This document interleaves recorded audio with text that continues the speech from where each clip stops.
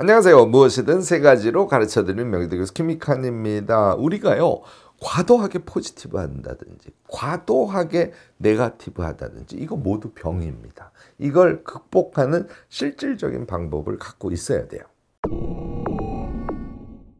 자, 과도하게 네거티브한 거, 이거 이제 의심병이라 그래요. 우리가 뭔가를 하려고 할 때 자꾸 자기 자신을 의심해요. 과도하게 포지티브한 거, 이거 이제 긍정병이라고 하는데 이 둘 다 병입니다. 이게요, 시간이 쭉 지나가지 않습니까? 과도하게 의심을 해도, 과도하게 긍정해서 막 벌려서 뭘 해도 일정 시간이 지나면 무기력감에 반드시 빠지게 돼 있어요. 이것의 구체적인 해결 방안을 오늘 영상을 통해서 여러분들께 제시하려고 합니다. 의외의 곳에 답이 있어요. 이 답을 세 가지로 딱 나눠서 말씀을 드릴 텐데, 한 가지만 먼저 예를 들자면 아웃풋을 주기적으로 사람들과 나누는 과정, 이 결국은 이타성의 실천인데요. 이런 곳에 답이 있어요.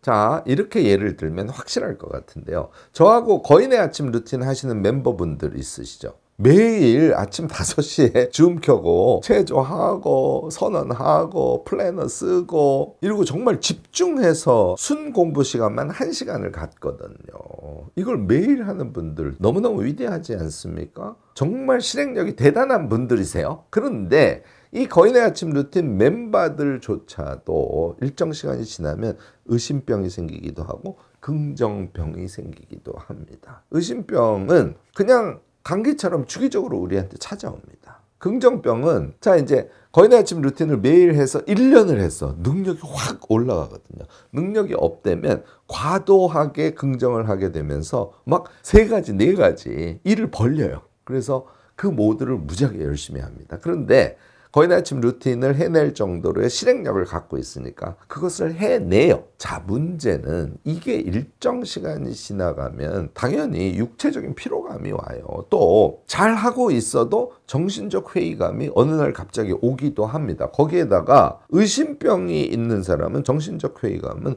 훨씬 더 자주 오게 돼 있습니다. 결국은 이것이 의심병이건 과도한 긍정병이건 간에 장기적으로 보면 의심병으로 귀결된다. 이렇게 여러분들이 보시면 됩니다. 이렇게 와요.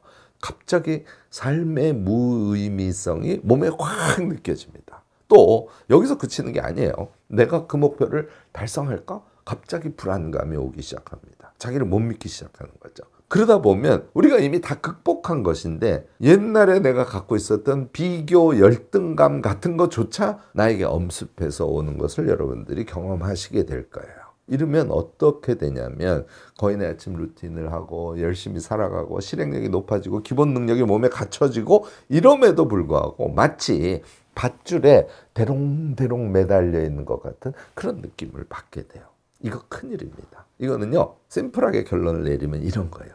의미와 재미, 우리가 인생을 살아가는 것은 의미와 재미의 추구라고 많은 사람들이 얘기하죠. 아주 중요한 지적입니다. 그런데 그 의미와 재미의 균형감이 상실돼. 그래서 재미도 반감되고 저절로 의미도 불안정하게 느껴지는 이런 상태에 빠지게 되는 거예요. 자, 3가지로 딱 이제 나눠서 답을 그냥 드리도록 하겠습니다. 첫 번째는 주기적 성찰을 꼭 하셔야 돼요. 의미 부여를 의식적으로 하시는 것을 반드시 하셔야 됩니다. 이게 아이캔 대학의 제1강이 성찰, 그거 어떻게 하는 것인데 이런 강의가 있지 않습니까? 이 강의가 무지하게 중요해요. 우리가 성찰하면 말은 좋지만 그 성찰을 어떻게 하는지 잘 모르지 않습니까? 성찰에 여러 가지 종류가 있는데 그중에 제가 첫 번째로 강조하는 것이 주기적 성찰 방법이에요. 다시 말해서 우리 연 단위로 성찰을 하죠. 1년을 쭉 되돌아보지 않습니까? 월 단위로 하십니다. 주 단위로 하시고, 사실 이룸 다이어리를 쓴다든지 이런 툴을 가지고 생활이 안정화되어 있는 사람은 하루 단위로 성찰을 또 하십니다. 이렇게 월 단위, 주 단위, 일 단위로 하는 성찰을 우리가 이제 주기적 성찰이라고 하는데요. 여러분들께 정말 권하는 것은 월간 성찰을 반드시 하셔야 됩니다. 그러니까 월말이 됐어요. 그러면 제가 이룸 다이어리에서 여러분들께 권하는 것은 매월 뭘 하라고요? 네, 인생 지도 그리기를 하는 거예요. 자기의 꿈을 생각해보고 현재 꿈이 확정이 안 된 사람도 그거는 계속 그리셔야 돼요. 계속 그리다 보면 꿈이 정해지거든요. 또 영역별로 내가 지난달에 무엇에 중심을 뒀지? 새로운 달에는 무엇을 하지? 무엇을 하는 건 한 개만 쓰시는 거예요. 그것이 가능하던 가능하지 않건 몸에서 정말 하고 싶은 걸 거기다 쓰는 겁니다. 이렇게 해서 매월 한 번씩 인생 지도를 그리고 나면 이번 달에 내가 무엇을 하는 것이 좋을지에 대해서 스스로 선택할 수 있게 돼요. 성찰의 결과로 플랜이 나오는 것이죠. 또 주간 단위로도 마찬가지입니다. 토요일 하셔도 좋고 일요일 하셔도 좋은데 일주일간을 쭉 여러분들이 성찰해 보시고 다음 주에 계획을 잡아 보시고 이제 이런 작업을 하는 것이죠. 이 성찰을 하시면요. 성찰의 결과로 자기가 해왔던 것에 의미 부여를 조금 더 적극적으로 할 수 있게 됩니다. 이거를 주기적으로 해주시지 않으면 우리가 본원적으로 태어나면서부터 우리의 인생에 의미 있어? 라는 이제 회의주의 같은 것인데 자꾸 의심을 하는 것이 몸속에 도사리고 있습니다. 그것을 주기적 성찰을 통해서 긍정적인 방향으로 끌고 가줘야 되거든요. 이걸 하시지 않으면 아무리 열심히 사셔도 여러분들은 회의감에 빠지고 말 겁니다. 오늘 제 얘기 꼭 듣기만 하지 마시고요. 매월 매주 반드시 여러분들 실천하시기를 바랍니다. 두 번째 것. 요거는 여러분들이 전혀 예측하지 못할 제안인데요. 저는 단기적으로 꼭 아웃풋을 만드시고요. 그 아웃풋이 만들어지면 걔를 주기적으로 사람들과 나누시라는 거예요. 이게 이제 과정의 이타성이라는 것인데요. 이거를 하시지 않습니까? 그러면 의미와 동시에 사람에게 사랑으로 자기의 결과물을 나눠주면 거기에서 재미가 와요. 기쁨이 와요. 그러니까 의미와 재미를 동시에 가질 수 있는 기가 막힌 방법인 것을 여러분들 오늘 제 얘기를 통해서 꼭 느끼시고 실천해 보시기 바랍니다. 아이캔 대학의 예를 들자면 내가 예를 들어서 한 10개 강의를 들었어. 근데 그중에 3개 강의가 너무너무 어려운 강의네. 그런데 얘를 2번씩 들으면서 내가 완전히 소화해가지고 독서카드에 한 강의에 한 장씩 독서카드 3개를 정리해서 이게 나의 아웃풋이야. 한 달 동안 내가 한 아웃풋이야. 그러면 그 아웃풋을 사람들과 나누는 기획을 하라는 거예요. 아이캔 대학 같으면 한 1000여 명씩 들어와 있으니까 소모임 간단하게 만드는 건 너무 쉽거든요. 오픈 채팅방 만들어서 내가 몇 월 며칠 어느 장소에서 1시간 반 동안 같이 모여서 내가 정리한 독서카드 3장을 가지고 같이 이야기를 나눠보려고 해. 독서카드 가지고 이야기하고 싶은 사람 그 장소로 같이 나와서 해. 5명만 모읍니다. 이렇게 하시면 금방 사람이 모이거든요. 그래서 오프라인 모임을 하면서 자신이 만들어낸 아웃풋을 사람들과 나누는 행위를 해보시는 거예요. 그 외에도 굉장히 많죠. 내가 꼭 하고 싶은 무엇인가 있는데 얘가 난공불락이야.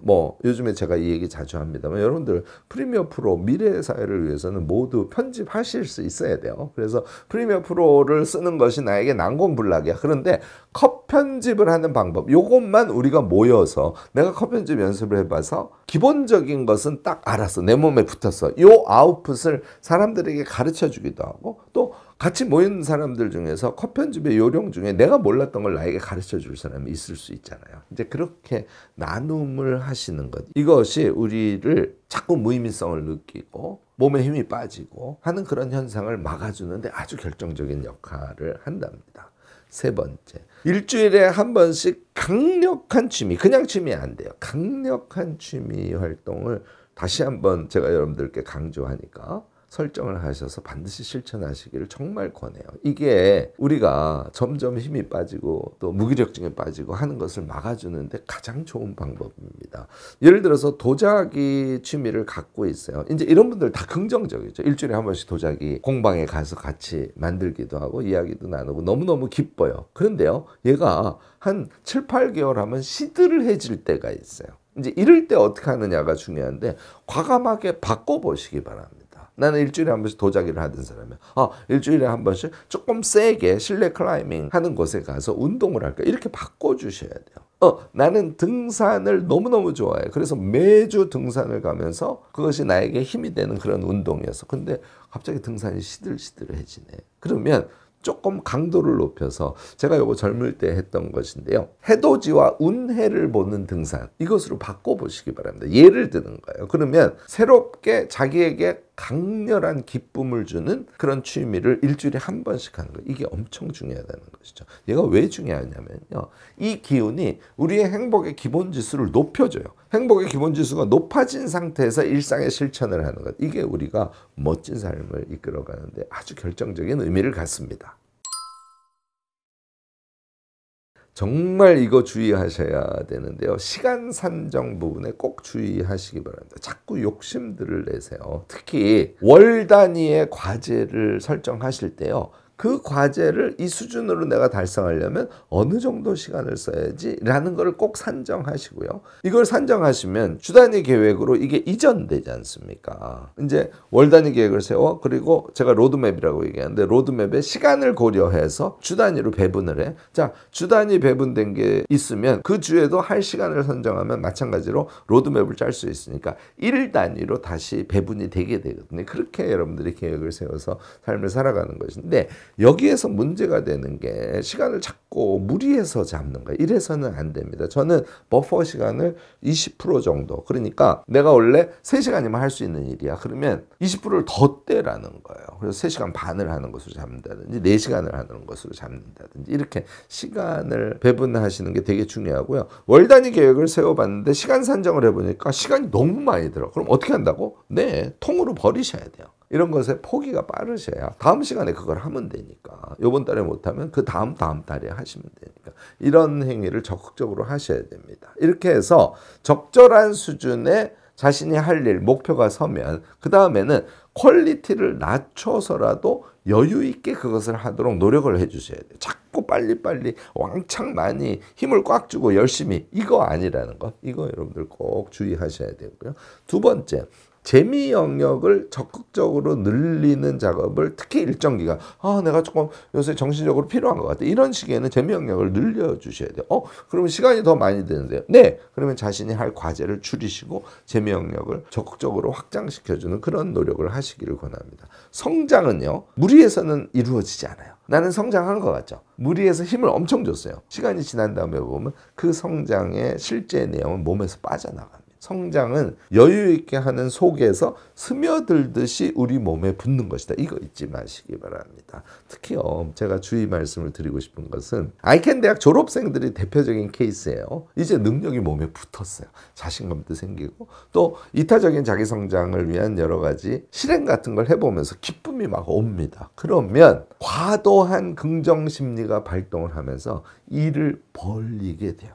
일을 벌려서 한 2달, 3달 하다 보면 이제 번아웃이 올 것 같지. 지금 내가 이거 뭐 하고 있는 거지? 이렇게 되시는 경우가 많아요. 거기에다가 인생의 무의미성까지 의심이 들기 시작하면 아까 말씀드렸죠. 밧줄에 대롱대롱 매달려서 정말 온몸에 힘을 주면서 기를 쓰고 살고 있는 자신을 발견하게 될 겁니다. 일을 과감하게 스탑시키시기 바랍니다. 버리셔요. 다음 기회에 하시면 됩니다. 그래서 그것들을 버리고 아까 말씀드린 대로 의미와 재미에 제대로 된 균형감을 갖고 또 여유 있게 일상을 살아가는 것. 이것을 꼭 추구하시기를 권합니다. 자, 오늘 생각보다 우리가 뭔가를 하면서 할 때마다 자기를 의심하는 병도 있고요. 내가 지금 엄청 잘할 수 있어. 그래서 좀 과도하게 긍정을 함으로써 일을 벌려서 밧줄에 대롱대롱 매달려 있는 형국으로 삶을 살아가는 분들이 되게 많습니다. 해법 3가지를 하시고 그 다음에 주의점은 이런 것이 있으니까 이것을 종합적으로 고려해서 조금 여유를 두고 그러면서도 단계적으로 성장해가고 기쁨과 재미가 잘 조화롭게 융합된 그런 삶을 살아봅시다 하는 말씀을 드렸습니다. 오늘 제 이야기가 도움이 되셨다면 좋아요, 구독, 알림 설정까지 꼭 부탁드리겠습니다.